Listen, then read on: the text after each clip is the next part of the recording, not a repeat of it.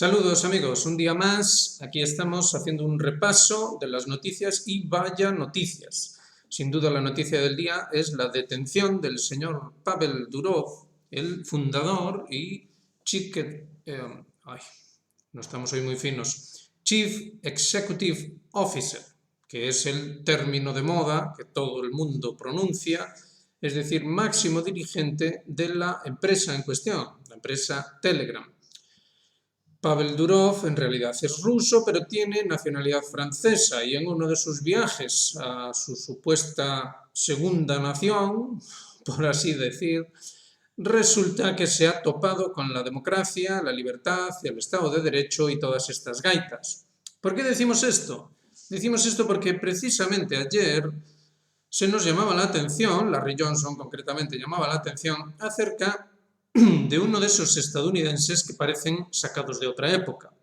El señor Napolitano, el juez Napolitano, el cual lleva un canal bastante grande en Estados Unidos y, bueno, es un señor que habla con sensatez, con propiedad, es capaz de mantener una conversación, mantener no solo el hilo, sino ser capaz de analizar mientras mantiene una conversación acerca de diversos ámbitos, pero digamos que su especialidad es el ámbito jurídico y esto que hoy en día, por eso decimos que parece sacado de otro tiempo, esto que hoy en día es inhabitual, digamos que ha tomado forma en un vídeo que el propio Larry Johnson difundía en el que el señor Napolitano aparecía haciendo referencia a la cuarta enmienda de la Constitución de los Estados Unidos. Entonces ahí se dice de manera explícita que la Constitución estadounidense protege al pueblo, ahí está el quid de la cuestión, we the people, ese pueblo, es decir, supuestamente los ciudadanos que forman parte del pueblo estadounidense, tienen derecho, decimos, a no ser ni investigados, ni mucho menos confiscados, es decir, no se les puede ni detener, ni siquiera investigar, ni se le puede privar de sus posesiones, a no ser que haya una causa probable, la cual además debe ir acompañada de un juramento, es decir, una persona jurídica debe imponer, digamos, interponer, mejor dicho, una causa probable, la cual a su vez lleva a una eventual investigación, etcétera, sobre una persona concreta. Bien, ¿por qué decimos todo esto? El juez napolitano hacía referencia a Scott Ritter y también decía de manera explícita cómo a lo largo de esas últimas décadas se ha ido llevando a cabo un auténtico fraude de ley. El fraude de ley es cuando se legisla, pero esta legislación es lo suficientemente ambigua o directamente contradictoria con la máxima institución, máximo escrito fundacional, es decir, la propia Constitución del Estado en cuestión. Eso es fraude de ley. El fraude de ley no lo vamos a descubrir aquí tampoco, ustedes pueden investigarlo.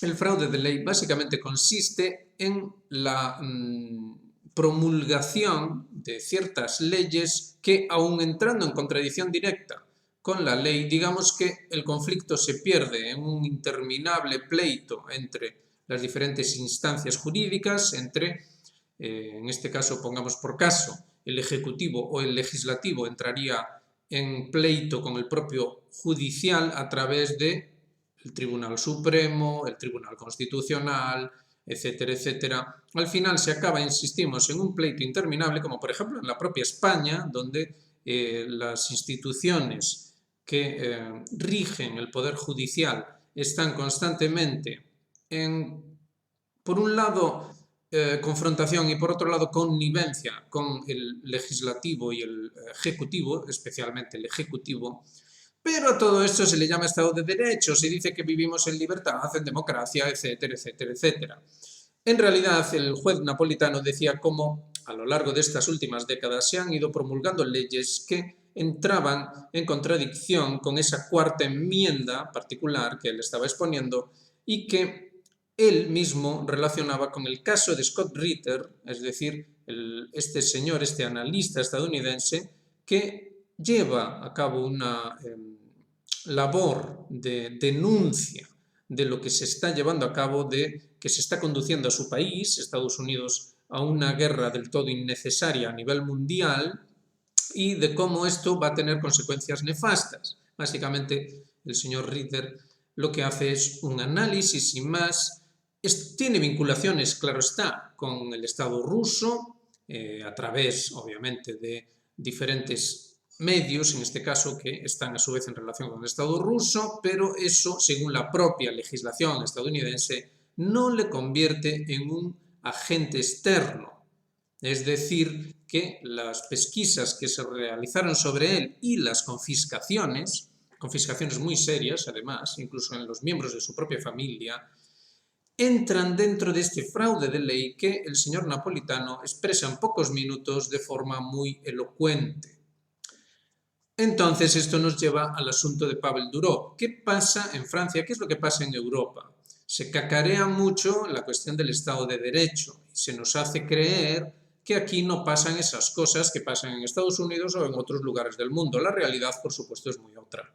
No solo en Estados Unidos en las últimas décadas se han promulgado leyes que mediante la ambigüedad acaban derivando en un auténtico fraude de ley que a su vez termina en un interminable pleito en diferentes instancias judiciales, no solo en Estados Unidos, no solo en otros lugares del mundo, en Europa también. En Europa también. Cabe preguntarse acerca de, por ejemplo, los conflictos derivados de la cuestión de la Unión Europea, a raíz especialmente del Tratado de Maastricht, y las diferentes legislaciones acerca de la supuesta soberanía nacional de cada uno de los integrantes de esa organización, de esa Unión Europea.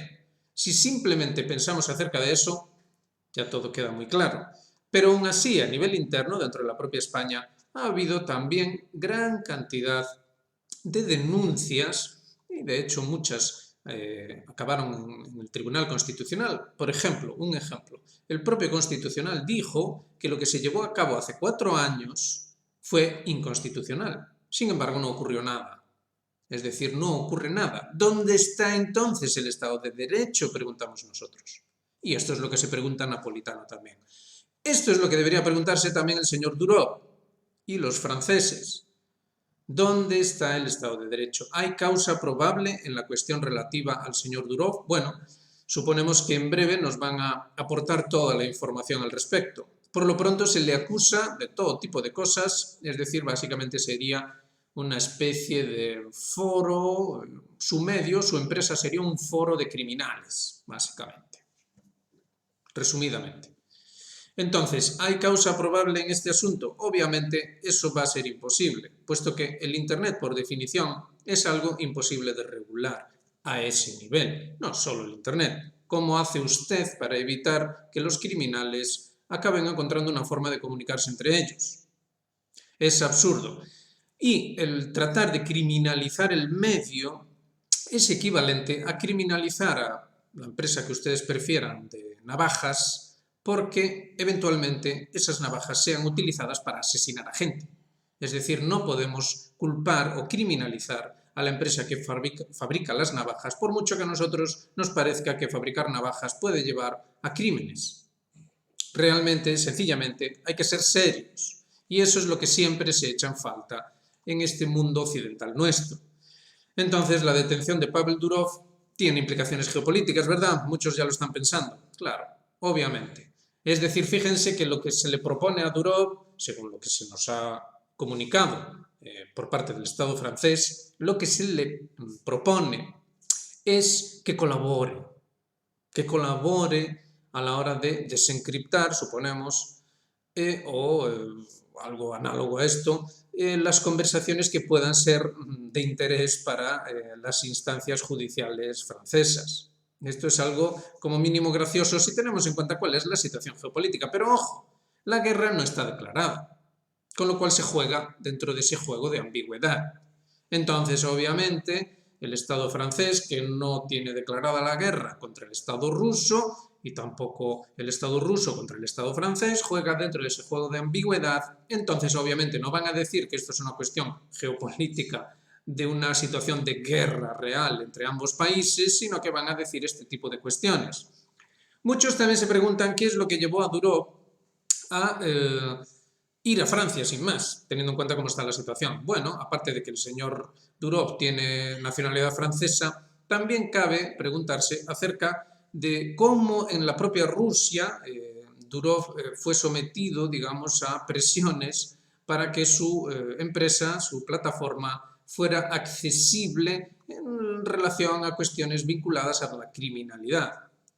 Durov se negó y, según decía el propio Medvedev, bueno, digamos que básicamente él creyó que en Occidente encontraría salida a estas coacciones estatales. Bueno, en cualquier estado siempre va a haber coacción en ese sentido, es algo sencillamente difícil de evitar y especialmente cuando se trata de cuestiones de seguridad del propio Estado. Ahora bien, el quid de la cuestión no entendemos que esté aquí, se podría opinar sobre esto mucho, pero el quid de la auténtica cuestión es que estamos en una guerra no declarada, en la cual este movimiento se encuadra a su vez en las legislaciones que la Unión Europea, fíjense que hemos estado hablando de cómo hay incompatibilidades entre el organismo europeo y las supuestas soberanías nacionales de los diferentes estados integrantes. Este organismo europeo, decimos, ha legislado acerca de la cuestión de la desinformación. Y eso nos lleva de vuelta a la cuarta enmienda de la Constitución de los Estados Unidos que el señor Napolitano exponía de forma tan clara. Es decir, estamos siempre, una y otra vez, haciendo un círculo que no nos lleva a ningún lado. La desinformación, ¿quién la decide? ¿Quién decide lo que es información y qué es desinformación? Recordemos la tan cacarada también cuestión de la libertad de expresión. Es decir, la expresión, en este caso, de cuestiones de índole civilizatorio, como hacemos en este canal, ¿es información o es desinformación? Si tenemos en cuenta que estamos en un contexto de guerra, entonces la cuestión se vuelve delicada. Pero es que es una guerra no declarada. Con lo cual, ¿cómo se supone que se resuelve semejante galimatías? Fíjense que en el vídeo de ayer hablábamos de la enfermedad misteriosa de hace 4 años. En la enfermedad misteriosa de hace 4 años no solo se puso a prueba, como decíamos ayer, la cuestión logística, también se puso a prueba la cuestión jurídica. Fíjense cómo, al final, el fraude de ley acabó saliendo bien. Aquel fue un experimento muy exitoso en todas estas cuestiones.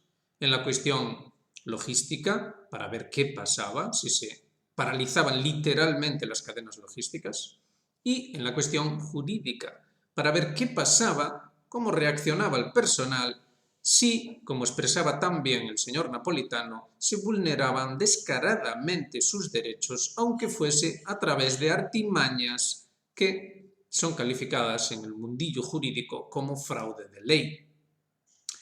Hay que reflexionar sobre esto, hay que hacer balance.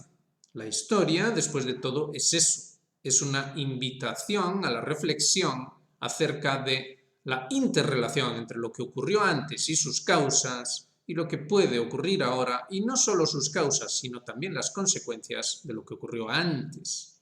Las consecuencias de lo que ocurrió antes. ¿Hubo consenso acerca de lo que ocurrió hace 4 años? Sí, lo hubo. Fue casi unánime. Fue prácticamente unánime. ¿Tiene eso consecuencias? Desde luego que las tiene. A nivel político, fáctico, eso implica un poder ilimitado para las autoridades que detentan el ejecutivo, el poder ejecutivo de los estados o las organizaciones pluriestatales. Así de seria es la cuestión. Recordarán que en este canal dijimos cómo este juego se juega en 3 conceptos que están retroalimentados entre sí y que son la sugestión, es decir, aquello que se sugiere, el control del discurso, es decir, cómo se narra aquello que se sugiere, y el consenso, es decir, sobre aquello que se sugiere y cómo se narra, surge la aceptación, el ok de los ciudadanos, del people, para, digamos, conformar lo que normalmente se da por sentado que es el Estado de Derecho, cuando en realidad, como expresaba Napolitano, no es ese el Estado de Derecho. Un consenso que no es acorde a la regla fundamental del propio Estado no es Estado de Derecho. En todo caso sería, como algunos bromean, derecho del Estado, lo cual es muy diferente. En fin, no vamos a insistir más en estas cuestiones jurídicas, pero sí vamos a hacer referencia a los eventos, a las noticias que están llegando. Fíjense que mientras todo esto ocurre, los rusos siguen imponiéndose en la incursión de Kursk, sí. Hemos visto cómo la celebración del 33 aniversario de la independencia de Ucrania se ha visto ciertamente empañada por un Zelensky titubeante, entre declaraciones ampulosas y delirantes y otras que ya dan a entrever que las cosas no van bien en Palacio.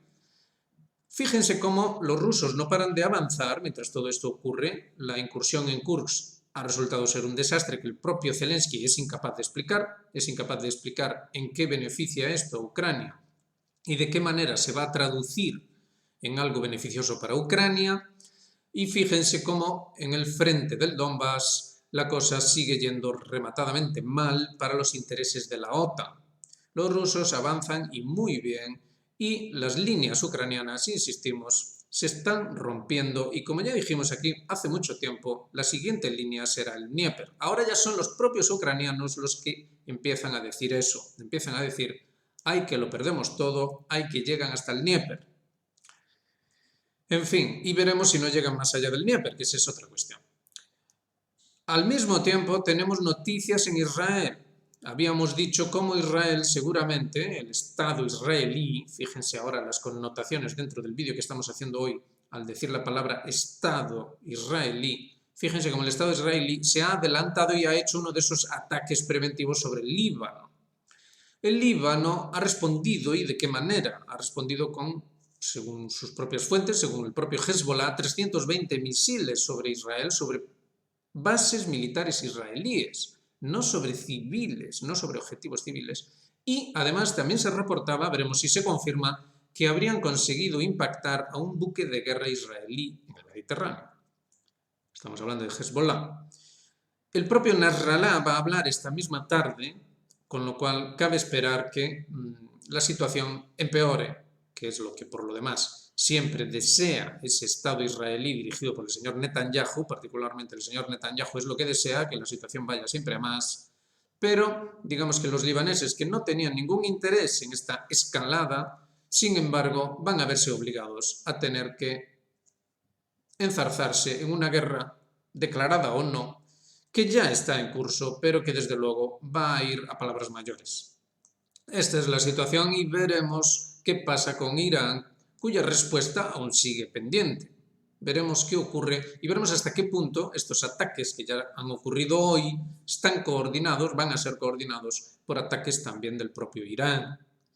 Todo esto en un contexto de esas negociaciones de paz que obviamente no son negociaciones de paz, no es un auténtico alto el fuego, es más bien un marear la perdiz y por eso decíamos aquí hace unos días que el propio Blinken, que no para de viajar a Israel constantemente, parece que ciertamente viaja allí más para conseguir la guerra que para conseguir la paz, aunque no pare de hablar de que supuestamente la administración Biden lo que quiere es la paz en la región. En fin, como ven, el contexto en el que se produce esta detención de Durov es muy claro. Recordemos también la extraña liberación de Assange. Veremos si esto no es una repetición de aquello, pero eso sí, en un contexto ya de guerra realmente abierta, aunque siga sin ser declarada. Quizá nunca se declare, pero está ahí. Así que hay que reflexionar y mucho acerca de esta importante novedad, de este ataque a la integridad personal del señor Durov, es decir, ese ataque a lo que Napolitano llamaba esa libertad personal, libertad de no ser investigado ni que se haga disposición de aquel sobre el cual no hay causa probable. la causa probable, insistimos, se reduciría a ese ejemplo que poníamos fácil de entender de las navajas. No podemos detener al señor que detenta, que es básicamente el dueño de una fábrica de navajas, simplemente porque esas navajas sean utilizadas para asesinar a gente. Eso es ciertamente muy lamentable, pero no podemos culpar al fabricante de navajas de dichos asesinatos. Esto es un absoluto disparate. Así que cabe reflexionar acerca de las segundas intenciones de esto y siempre relacionado, insistimos, con algo que ahora está cobrando una nueva realidad y es lo que ocurrió hace 4 años. Fíjense cómo hace 4 años también se dispuso de forma abusiva de la acusación, es decir, esa investigación indebida, investigación sin causa probable, acerca de aquellos que sencillamente decían que lo que estaba pasando era como mínimo asombroso, eso como mínimo, y desde luego del todo ilegítimo. Cabe reflexionar acerca de eso y cabe reflexionar también hacia dónde se dirige esta guerra. Tengan en cuenta que todo esto se produce a solo días del famoso decreto de Putin, invitando a los occidentales que comulguen con los valores tradicionales de Rusia a viajar a ese país, a vivir allí. Todo es muy confuso y muy claro a la vez. Muy confuso en el sentido en el que seguimos esa sugestión, eso que se nos sugiere a través del discurso, que se manufactura de forma exclusiva aquí en Occidente por los medios de comunicación y cómo eso se acaba convirtiendo en consenso. En ese sentido, todo es muy caótico. Ahora bien, en la medida en la que hacemos un análisis, como lo estamos haciendo aquí ahora mismo, fíjense, sugestión, control del discurso, consenso, y se tiene en cuenta cuáles son las implicaciones legales y desde el punto de vista de ese Estado de Derecho tan cacareado, entonces es cuando llegamos a la conclusión de que esto en realidad es muy simple. Sencillamente se está procediendo a la transformación del estado de cosas, no solo de derecho, sino el estado de cosas que hemos vivido durante las últimas décadas hacia algo totalmente nuevo, totalmente diferente, donde no se contemplan los mismos patrones ni tampoco las mismas características. Es decir, pasamos de una manera de organizarse en sociedad a otra totalmente diferente. Esto es lo que se nos está diciendo.